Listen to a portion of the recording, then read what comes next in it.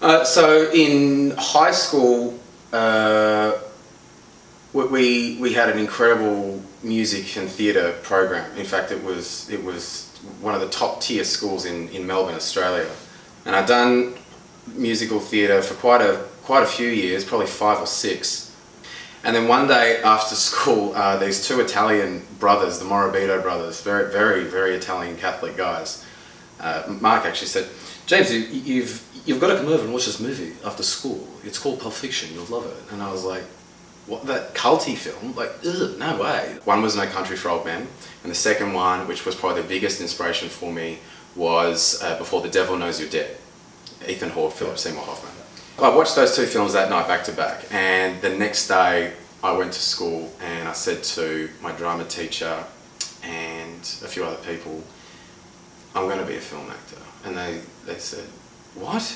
I said, "No, you've got scholarship offers for musical theatre. Why would you want to do that?" And I said, "Because it looks really hard." The first thing I want to say would be like Javier Bardem in No Country for Old Men. How did he do that?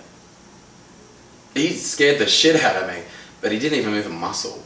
Not that I wish I played that role, but when I saw it, I thought, I wish one day I could have that sort of... I do a lot of auditions for drug dealers, criminals, prisoners, thugs, assassins, that kind of thing.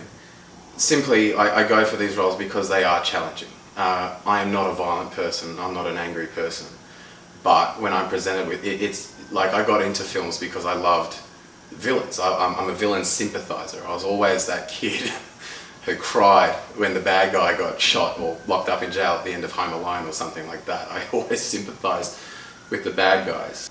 The consideration, I really hope, and this has served me well in the past, where people have originally had me in the room, you know, they weren't really sold on my look or anything like that, but I will get him in anyway. And then this vulnerability, as I sort of mentioned before, sort of came through, something that I'd imagine not many other people sort of consider. And I think that really comes down to my training, you know, that magical, well, what if?